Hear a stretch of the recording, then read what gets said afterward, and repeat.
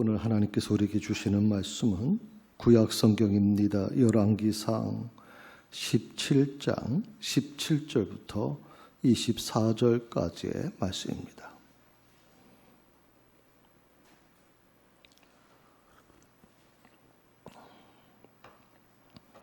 제가 갖고 있는 성경에는 546면으로 되어 있습니다.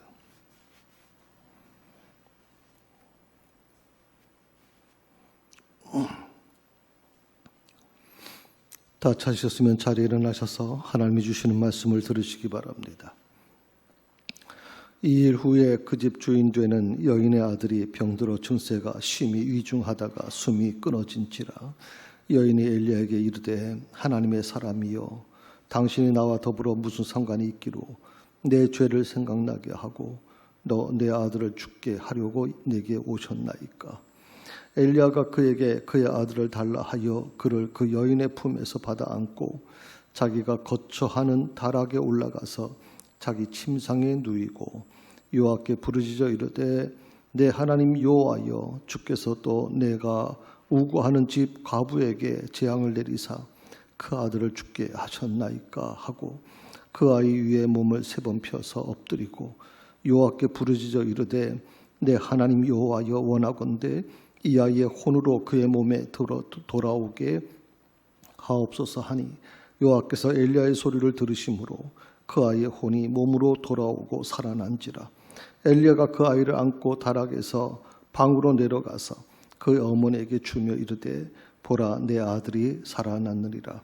여인이 엘리야에게 이르되 내가 이제야 당신은 하나님의 사람이시요 당신의 입에 있는 여호와의 말씀이 진실한 줄 아노라 하니라. 이것이 하나님의 말씀입니다.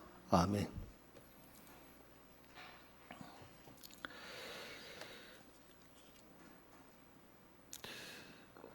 오늘 읽은 말씀은 특히 24절에서 이 사르밧 여인이 고백하는 내용입니다. 그런데 그 내용 속에 엘리야 선지자를 가리켜서 이렇게 부르고 있습니다. 이제야 당신은 하나님의 사람입니다. 이제야 당신은 하나님의 사람입니다. 사실 우리 기독교인들을 가리켜서 다양하게 사실 부릅니다. 어떤 분 때는 성도라고 부르기도 하고 또 어떤 때는 크리스찬이라고 부르기도 하고 어떤 때는 그리스도인이라고 부르기도 하고 또 교회에서 또 역시 명칭이 많이 있죠. 목사님, 장로님, 권사님, 집사님이라고 불려지기도 합니다. 그런데 저는 제가 굉장히 오늘 말씀을 통해서 감동을 받은 내용 중에 하나가 바로 이 기독교인, 하나님을 믿는 사람들의 명칭 중에서 이보다 더 좋은 명칭이 어디 있느냐. 당신은 하나님의 사람입니다 하는 겁니다. 하나님의 사람. 그 어떤 표현보다도 목사라는 표현보다도 당신은 하나님의 사람이라고 하는 표현이 더 마음에 감동이 되고 더 마음에 깊은 울림이 오고 있다고 생각을 해봅니다. 그렇다고 하면 하나님의 사람이라고 하는 것은 어떤 사람을 가리켜서 하나님의 사람이라고 할까요? 어느 책을 보니까 이렇게 얘기를 했습니다. 변화를 받아서 하나님께 완전히 붙잡힌 사람. 변화를 받아서 하나님께 완전히 붙잡힌 사람을 의미한다 그랬습니다. 하나님의 사람이라는 뜻은 변화를 받는 것이고 그리고 완전히 하나님께 붙잡힌 사람이다. 완전이라고 하는 것은 99%가 아니라 100%를 얘기합니다. 100%. 그러니까 그런 헌신된 사람을 가리켜서 우리는 하나님의 사람이라고 그렇게 표현할 수 있습니다. 오늘은 특별히 오늘 이 설교는 기독교인이 기독교인을 바라보는 시각이 아니라 세상, 다시 말해 하나님을 알지 못하는 사람들, 하나님을 모르는 사람들이 어떻게 하나님을 아는 사람들, 하나님의 사람이라고 불려지는 사람에 대해서 생각하고 있을까 하는 부분을 좀 오늘 말씀을 통해서 생각해 보려고 합니다. 요즘 코로나19로 인해서 참 기독교가 정말 욕을 많이 얻어먹습니다. 교회에 대해서 별의별 말들이 많이 나옵니다. 실명 거론되지 않는다고 해서 아주 교회에 대해서 얘기하는 거 댓글 붙인 거 보면 정말 상상도 못할 정도거든요. 그래서 오늘은 저는 세상, 하나님을 모르는 이 세상에 어떻게 하나님의 사람을 보고 있느냐 하는 겁니다. 그 부분에 대해서 오늘 같이 여러분과 같이 고민해 보고 싶은 겁니다. 하나님의 사람은 적어도 3가지 눈이 필요합니다. 첫째가 뭐냐면 자기를 보는 눈입니다. 자기를 보는 눈. 내게 필요한 것이 무엇인가를 정확하게 볼 수 있는 눈이 있어야 된다. 자기를 볼 줄 알아야 된다. 자기를 볼 줄 모르는 사람들이 굉장히 많아요. 한국교회. 그래서 오늘 저는 이 코로나19 이 과정이 자기를 보게 하는 귀한 시간이라고 저는 생각을 합니다. 자기를 보는 시간. 둘째는 남을 보는 눈이 필요합니다. 다른 사람이 내게 무엇을 기대하고 있는가? 다른 사람은 나를 어떻게 보고 있을까? 성도들이 저를 백인범 목사님, 백인범 목사라고 보는 것이 아니라 세상이 나를 어떻게 보고 있을까 하는 겁니다. 그게 바로 중요하다고 생각이 드는 거죠. 3번째는 세상을 보는 눈이 필요합니다. 나는 이 세상을 위해서 무엇을 할 수 있는가? 그걸 볼 수 있는 눈이 필요하다는 거죠. 다시 말하면 교회가 이 세상을 위해서 과연 무엇을 할 수 있는 것인가 하는 것이죠. 무엇을 할 수 있는가? 자, 이 3가지 눈으로 교회를 바라봐야 됩니다. 교회는 어떤 곳인가? 주님 말씀대로 하면 교회는 세상의 빛이고 세상의 소금입니다. 그런데 이 세상의 빛이고 세상의 소금이라고 하는 것은 마치 우리는 어떻게 생각을 하냐면 이것은 성경에 기록되어 있는 말씀이고 우리는 하나님을 믿는 사람들인 우리만 갖고 있다고 생각을 했습니다. 그런데 놀라운 게 뭐냐면 세상 사람들, 하나님을 모르는 사람들조차 교회를 향해서 믿는 사람들을 향해서 소금이 되고 빛이 되라고 하는 것을 더 잘 알고 있더라 이 말이. 우리 하나님을 믿는 사람들보다도 더 잘 알고 있어요 그들이.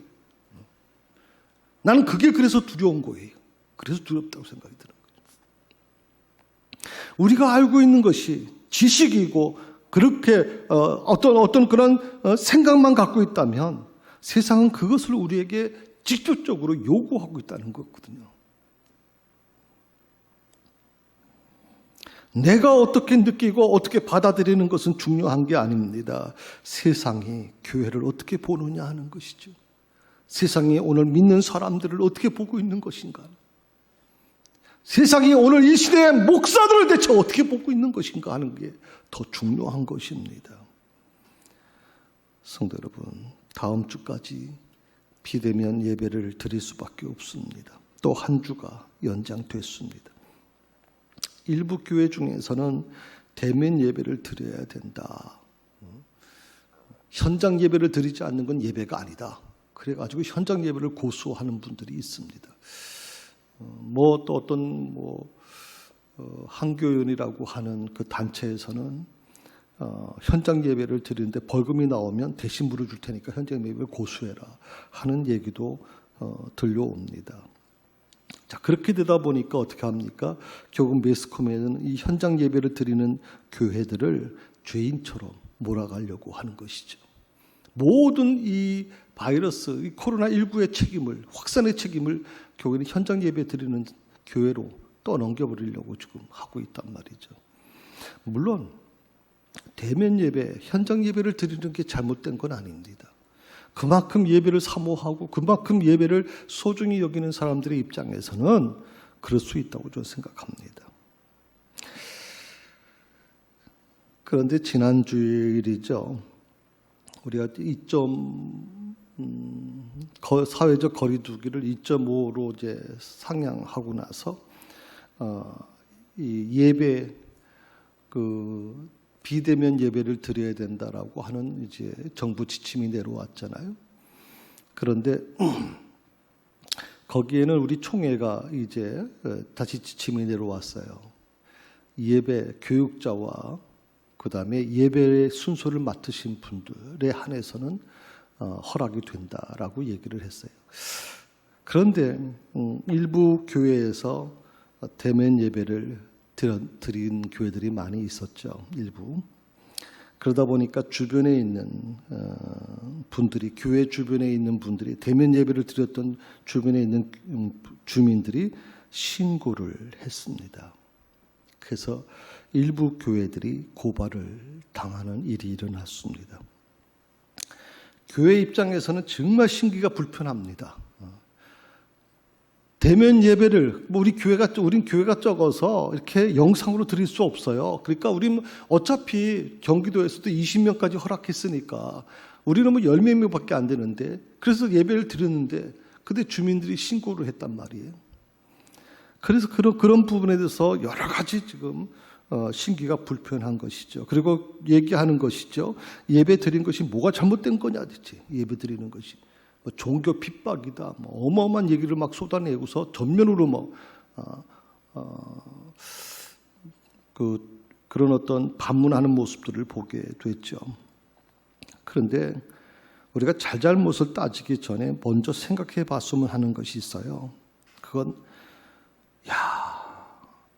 교회가 어떻게 했으면, 교회가 대체 어느 정도였으면 지역 주민이, 교회 주변에 있는 사람들이 교회를 고발을 하는가 대체 하는 겁니다. 대체 교회가 이 세상에 어떻게 비춰지고 있으면 이런 일들이 지금 일어나고 있는가 하는 것이거든요. 제가 인터넷을 이렇게 설교 자료를 좀 뽑기 위해서 인터넷을 검색하는 과정에서 한 신문 댓글이 눈에 들어왔어요. 그래서 오늘 조전사님이 직접 한번 이것을 낭독해 주시면 좋겠다 생각이 들었습니다. 원래 믿는 분들이 평상시에는 선량하고 천사 같다가도 자기 이익이 걸린 일이면 무섭게 돌변하더군요. 기도를 많이 해서 그런가 말씀은 어찌 그리 청산유수로 잘하는지 좀 믿는다고 티내는 분은 거리를 두게 되더군요. 맞습니다. 신우이 중에도 돈 때문에 사람으로선 하면 안 될 짓을 하고도 교회 얘기만 나오면 거룩합니다. 완전 동감입니다. 맞아요. 저도 기독교인들은 일단 거리를 두어요. 공감합니다. 4개의 댓글이 붙었는데 기가 막히죠. 저도 기독교인들은 일단 거리를 둬요. 그리고 재밌는 표현이 나오잖아요. 어찌 이렇게 말은 잘하는지 청산유수로. 그런데 그런 사람들하고는 거리를 두게 되더라. 특히 이 댓글 1이 전 마음이 아주 아팠어요. 신의 중에서 돈 때문에 사람으로서는 하면 안 될 짓을 하고도 교회 얘기만 나오면 거룩하는 거. 제가 더 이 댓글보다 더 정말 입에 담을 수 없는 얘기들이 있었는데 차마 그거는 이 예배 시간에, 제가 설교 시간에 말할 수가 없어요. 난 그래서 이거 보면서 설교를 준비하면서 어떤 마음을 가졌냐면 우리 교회가 어쩌다가 여기까지 왔나 하는 생각을 해봤어요. 어쩌다가 여기까지 왔나.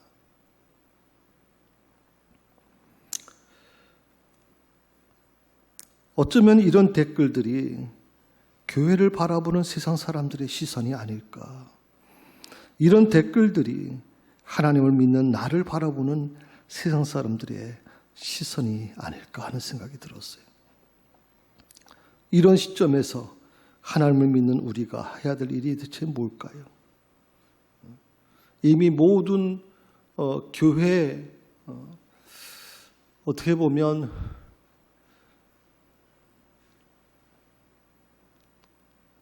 떨어질래야 다 떨어져 버린, 희망을 잃어버린 이 한국 교회에 우리가 무엇을 해야 될 것이냐 하는 것이거든요. 저는 한 가지만 생각했어요. 교회의 본질로 돌아가야 된다. 교회의 본질로.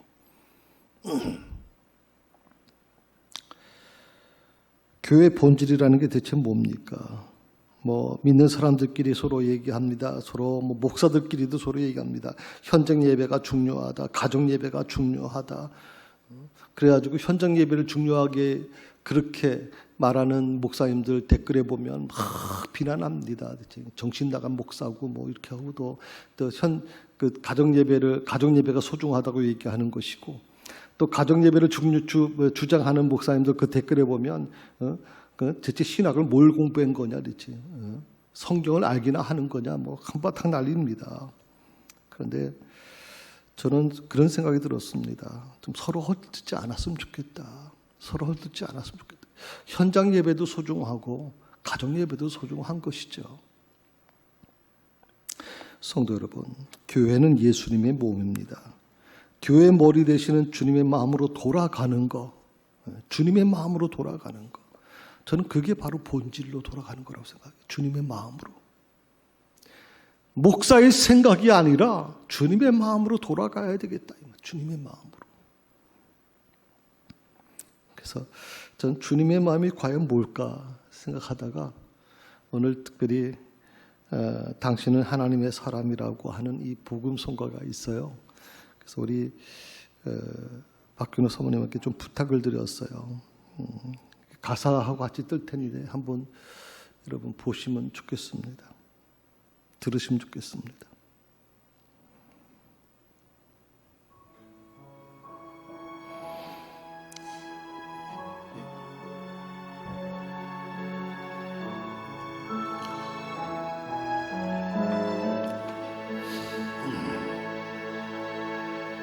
주님의 은혜로 살아가는 당신의 모습이 참 아름다워요. 주님의 사랑을 나눠주는 당신의 모습이 너무 아름다워요. 말씀에 순종하며 살아가는 당신의 믿음이 참 아름다워요. 주님이 맡긴 사명 감당 잘하는 당신의 모습이 너무 아름다워요. 하나님을 감동시키고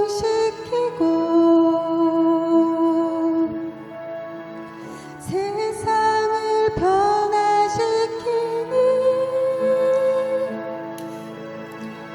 당신은 이 세상에 필요한 사람, 하나님이 좋아하는 사람,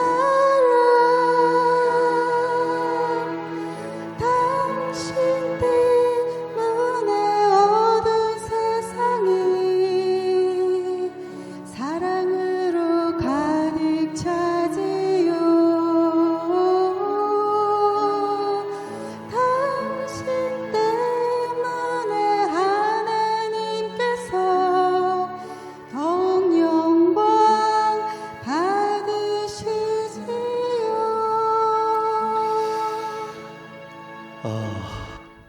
너무 좋죠.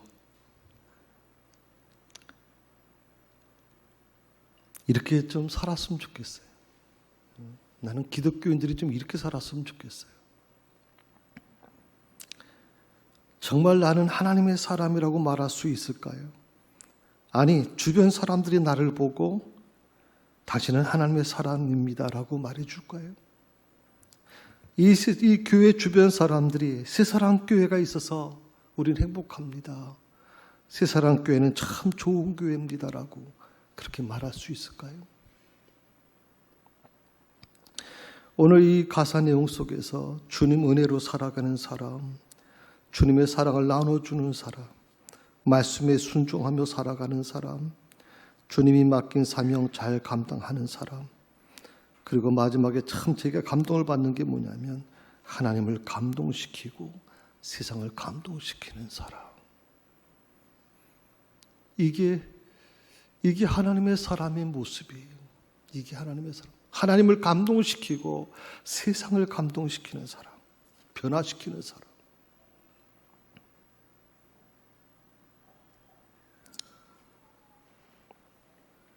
세상 사람들은 교회의 기대를 가지고 있어요. 세상 사람들은 하나님을 알지 못하는 세상 사람들이지만 그들은 바로 이 기독교인들에게 기대를 가지고 있어요. 자신들은 잘못해도 교회는 그러지 않았으면 좋겠다는 거예요. 자신들은 그렇게 살지 못하지만 적어도 기독교인들만은 좀 정직하게 살라는 거예요. 잘못해서는 안 된다는 거죠. 그리고 무엇을 해도 기독교인들은 자신들보다 달라야 된다. 달라야 된다. 말을 해도 달라야 된다. 언행과 심성도 달라야 된다고 그렇게 생각하고 있어요. 저는 지금까지 우리가 우물안 개구리처럼 우리끼리만 생각을 했어요. 우리끼리만. 그래서 거기에 만족을 얻었어요. 그런데 조금 우물안을 밖에 나가 보니 너무 기가 막힌 거예요. 지금 너무 기가 막힌 거예요. 세상이 이렇게까지 교회에 요구한 건가? 세상 사람들이 이렇게까지 믿는 사람들에게 요구하고 있는 것인가? 우리는 그렇게 살지 못하지만 당신들만은 그렇게 살아야 된다고 얘기하는 거란 말이죠. 왜? 당신들은 하나님을 믿는 사람들이니까. 하나님 믿는 사람들이니까. 그러니까 거짓말하지 마세요. 그러니까 다른 사람을 아프게 하지 마세요. 대체 하는 거거든요.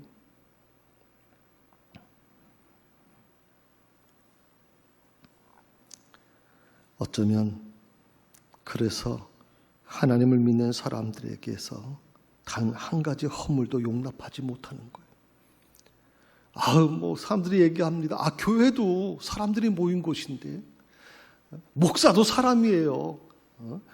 중직자들도 마찬가지죠. 우리도 사람이야. 잘못할 수 있지, 실수할 수 있지. 그런데 세상 사람들은 그렇게 생각 안 해요. 단 한 가지도 용납하지 않는 거죠. 이것이 바로 교회가 처한 현실이고 이것이 바로 하나님을 믿는 내가 처한 현실이라고 하는 것입니다. 자, 기독교를 부정하는 이 세상에서, 교회를 부정하는 이 세상에서 또 이 세상 사람들에게 내가 하나님의 사람이라는 것을 어떻게 보여줄 수 있을까요? 교회를 부정하는 이 세상 사람들에게 새사랑교회는 진짜 교회입니다. 그것을 어떻게 보여줘야 될 것이냐 하는 겁니다. 오늘 본문 우리가 읽은 말씀처럼 24절 한번 보시겠습니까?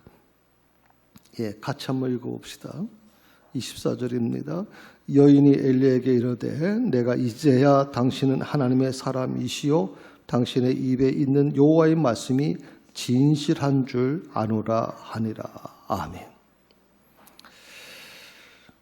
오늘 이 사르밧 과부의 고백이 참 중요한 고백입니다.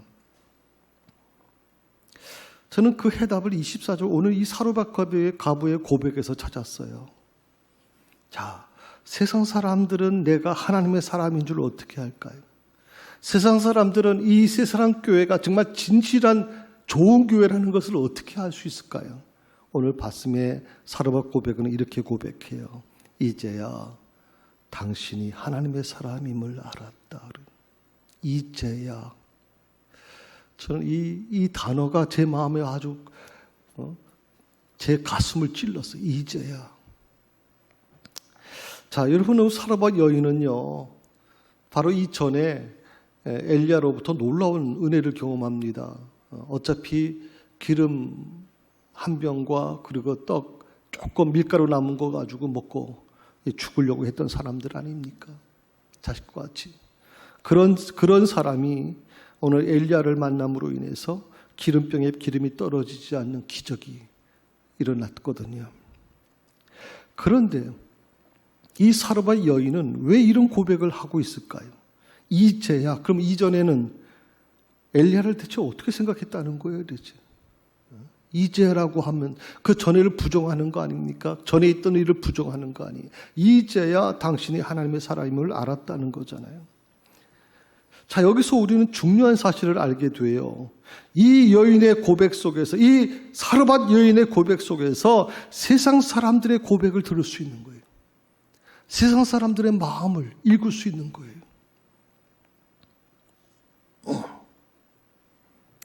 여인은 엘리야를 통해서 분명히 기적을 체험했어요. 문제는 그것만 가지고는 엘리야를 하나님의 사람으로 인정하지 못했다는 겁니다. 분명 엘리야를 통해서 정말 그 집에 있는 기가 막힌, 어떻게 보면 물질적인 문제가 해결됐습니다. 그 가정에 정말 어떻게 보면 굉장히 힘들었던 문제가 해결됐습니다. 그 선지자를 통해서. 그런데 그것 가지고는 당시 그 엘리야 선지자를 하나님의 사람으로 인정하지 못하고 있었다는 뜻입니다. 성도 여러분, 왜 교회가 세상으로부터 외면받을까요? 왜 성도들이, 하나님의 거룩한 성도라고 하는 사람들이 세상으로부터 하나님의 사람이라고 인정받지 못할까요? 저는 한 3가지로 생각해 봤습니다. 그것은 첫째가 교회가 사람을 살리지 못하기 때문이다. 교회가 사람을 살리지 못하기 때문에.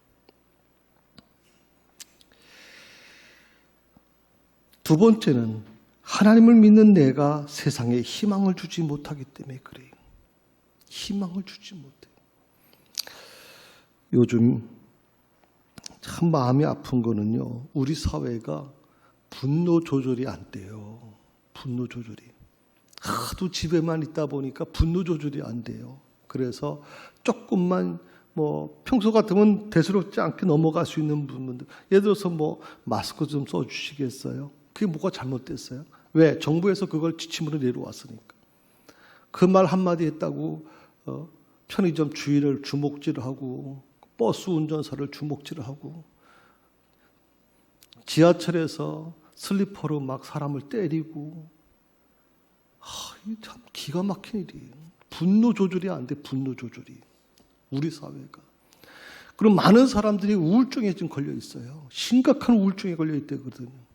그러면 오늘 이 두 번째 오늘 말씀드린 것처럼 하나님을 믿는 내가, 하나님을 믿는 교회가 세상에 희망을 줘야 되는데 과연 희망을 주고 있는가 하는 것이거든요. 희망을 주고 있는 것인가. 오히려 불안을 주고 있잖아요. 오히려 세상에 오히려 걱정거리를 주고 있잖아요. 지금 교회가. 자, 3번째로 왜 성도들이 세상으로부터 외면받을까요? 교회가 하는 언행들이 세상을 오히려 어둡게 하고 있기 때문에 그래요. 세상을 오히려 어둡게 하기 때문에. 그래서 세상이 교회를 향해서 비난을 퍼붓고 있는 겁니다. 그러면 우리가 한번 좀 생각해 볼 필요가 있죠. 그럼 세상은 언제 교회를 받아들일까요? 세상은 언제 기독교인들을 받아들일까요? 조금 전에 말씀드린 것처럼 본질을 보여줘야 돼요. 본질. 교회의 본질을 보여줘야 돼요. 기독교인의 본질을 보여줘야 돼요. 그 본질이 아까 뭐라고 말씀드렸냐면 예수님의 마음이라고 그랬어요. 예수님의 마음. 예수님의 마음이 무엇입니까? 예수님이 왜 이 땅에 오셨습니까? 예수님이 왜 하늘의 보좌를 모르고 이 땅에 사람의 몸을 입고 오셨습니까? 간단합니다. 사람을 살리기 위해서. 사람을 살리기 위해서. 교회의 본질은 간단합니다. 사람을 살리는 곳입니다. 사람을 살려야 되는 곳이죠. 사람을 죽이는 곳이 되서는 안 된다고 생각하는 거예요. 사람을 살릴 때 세상 사람들은 우리가 진정으로 하나님의 사람인 줄 저는 알게 될 거라고 그렇게 믿어요. 교회가 진정으로 사람을 살리는 곳이라면. 지금은 오해할 수 있어요. 지금은 교회에 대해서 비난할 수 있어요. 침뱉을 수 있어요. 그러나 언젠가는 저 교회는 사람을 살리는 곳이었다라고 하면 저는 다시 회복될 거라고 믿습니다. 엘리야가 기적을 베풀어 주고 물질적인 문제 해결해 주고 그 가정에 필요한 것들을 해결해 줬을 때는 오늘 사로밧 여인의 입에서 그런 말이 나오지 않았어요. 아, 고맙다는 생각을 했겠죠. 저는 우리 한국교회가 참 요새 구제 많이 합니다.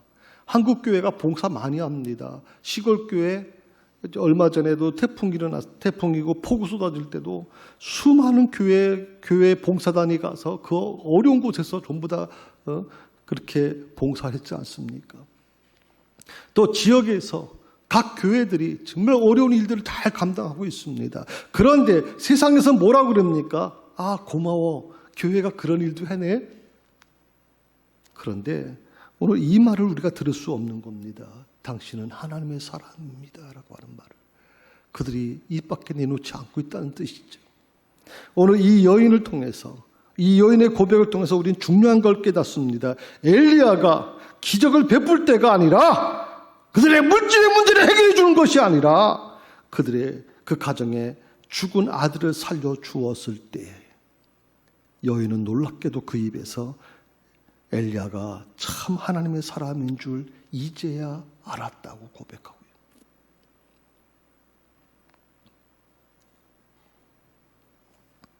그렇습니다. 교회의 본질은 사람 살리는 곳이어야 됩니다. 자, 그러면 그렇다면 사람을 어떻게 살릴 수 있을까요? 저는 그 해답이 마태복음 5장 13절에 나온다고 생각해요. 같이 있습니다. 너희가 세상의 소금이니 소금이 만일 그 맛을 잃으면 무엇으로 짜게 하리요? 후에는 아무 쓸데없어 다만 밖에 버려져 사람에게 밟을 뿐이라. 너희는 세상의 소금이다. 그러니까 소금이라는 게 뭐예요? 소금이라는 것은 녹아지는 거예요. 형체도 없이 녹아져요. 자기 혼자 있을 때는 그 형체를 그대로 갖고 있지만 그 소금이 배추를 녹이기 위해서 들어가면 그 형체는 사라져요. 물처럼 돼버린단 말이죠. 대신 그 소금이 상대방을 변화시켜버리는 거거든요. 만나게 만들잖아요, 소금은. 우리는 지금 소금이 너무 흔해서 그렇지만 옛날에는 소금이 돈처럼 여겨졌잖아요. 너희는 세상의 소금이다. 그러니까 우리가 소금이 돼야 돼요. 교회가 소금이 돼야 돼요. 소금처럼 녹아져야 돼요. 소금처럼 녹아질 생각을 안 하고 우리는 기독교인은 스스로가 드러나고 세상을 호령하려고 하니까 지금 더 심각한 문제가 일어났다고 생각해요. 그래서 저는 기도하면서 그걸 깨달아요. 하나님께서 이 땅의 기독교인들 보고 그래, 너희 자존심이 꺾어지고 얼마나 완전히 다 꺾어질 때까지 내가 너희를 아주 계속 누르겠다고 말씀하시는 것 같아요. 욥이 처음에는 몰랐잖아요. 왜 고난이 오는지를 몰랐어요. 그리고 계속 자기 정당성을 얘기합니다. 나는 지금까지 예배를 온전히 드렸고 하나님을 진정 사랑했다고 얘기하잖아요. 그런데 하나님은 그 고난을 멈추질 않아요. 그 이유가 뭡니까? 그때서야 욥이 깨닫잖아요. 내가 지금까지 귀로만 들었으나 이제 눈으로 봅니다라고 하는 놀라운 고백을 고백하고 있잖아요. 녹아져야 돼요. 소금처럼 녹아져야 돼요. 교회가 녹아지고 우리 믿는 사람들이 녹아져야 돼요. 목사도 녹아지고 중직자들도 녹아지고 다 녹아져야 돼요. 그래야 세상을 저는 살릴 수 있다고, 그래야 교회가 다시 희망이 있다고 그렇게 봅니다. 내가 하는 말이 하나님의 말인 줄을 세상이 어떻게 알까요? 사람을 살리는 말을 할 때 세상은 내가 하나님의 사람인 줄 알게 될 것입니다. 오늘 24절 후반절에 사르밧 여인은 이렇게 고백합니다. 당신의 입에 있는 여호와의 말씀이 진실한 줄 아노라. 그렇습니다. 세상 사람들이 하나님을 믿는 우리들에게 바라는 것은 다 이거라고 저는 생각합니다. 기독교인들이 좀 언행을 하는 과정에서 늘 좀 진실했으면 좋겠다. 좀 기독교인들이 교회 안에서 좀 사람 살리는 말을 좀 했으면 좋겠다. 어떻습니까? 믿지 않는 사람들이 이 지역에 믿지 않는 사람들이 새사랑교회 권사님이나 지도자님들이 나가서 또 성도들이 나가서 있을 때, 야, 새사랑교회 권사님은 진실해. 그분의 모습은 정말 예수님 닮은 모습이야. 난 예수 믿지 않지만 정말 예수 닮은 사람의 모습이다. 그 사람의 말은 거짓이 없다고. 그런 얘기를 우리가 들을 수 있어야 되는데 과연 우리가 어떤 말을 들을 수 있을까요? 성도 여러분, 지금 우리는 암울한 시대를 살아가고 있습니다. 너무나 힘든 시대를 살아가고 있죠. 이 암울한 시대에 바로 내가 어두운 세상을 밝히는 자들이 되어야 될 것입니다. 이 암울한 시대에 우리 새사랑교회가 어두운 세상을 밝히는 그런 교회가 되어야 된다고 생각합니다. 위기는 곧 기회라는 말이 있습니다. 전 한국교회가 이 위기를 딛고 일어났으면 좋겠습니다. 우리 새사랑교회가 이 위기를 딛고 일어나서 정말 지금은 힘들고 어렵지만 멀리 봤을 때 저는 이 처항리에서 우리 교회가 정말 많은 사람들의 입에서 아름다운, 좋은, 그리고 정말 저 교회는 정말 좋은 교회라고 하는 그런 얘기가 들려지기를 간절히 원합니다. 죽겠다고 아우성치는 사람들이 나 때문에 다시 살아나게 되었다고 희망 소리를 좀 들었으면 좋겠습니다.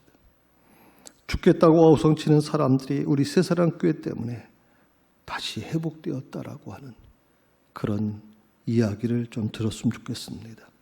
엘리야만이, 베드로와 요한만이 세상을 살릴 수 있는 사람은 전 아니라고 생각합니다. 하나님은 나에게 세상을 살릴 수 있는 생명, 사명을 주셨습니다. 나에게.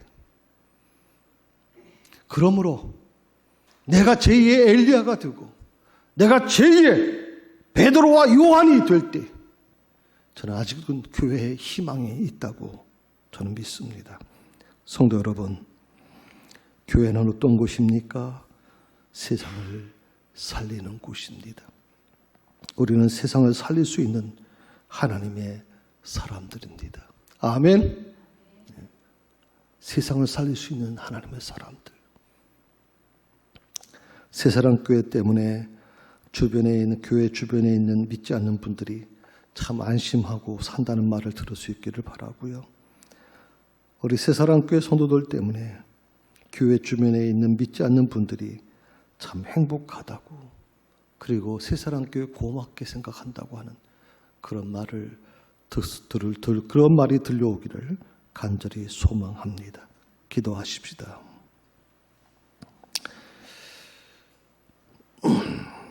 세상의 소금이라고 말을 우리가 많이 압니다. 누구나 그것은 다 알고 있습니다. 그런데 그렇게 살지 못하고 있습니다. 소금이 녹아지지 않으면 그건 소금이 아닙니다. 소금은 자기의 형체를 녹여서 그 주변을 살려내는 것입니다. 주변을 만나게 하는 것입니다. 주여, 주님께서 우리에게 주신 경고 속에는 그 소금이 그 역할을 잃어버리면, 그 맛을 잃어버리면 아무 쓸데 없어서 밖에 버려져 사람에게 밟힌다고 했습니다. 지금 한국교회가 밟히고 있습니다. 아버지, 어떻게 다시 회복될 수 있을까요? 어떻게 한국교회가 다시 일어날 수 있을까요? 어떻게 우리 새사랑교회가 이 위기를 극복하고 오히려 기회로 만들 수 있을까요? 소금으로 돌아가는 일, 스스로 녹아지는 일을 우리가 기쁘게 감당할 수 있도록 주여 도와주시옵소서. 감사하오며 예수님의 이름으로 기도드립니다. 아멘. For you enduring, enduring.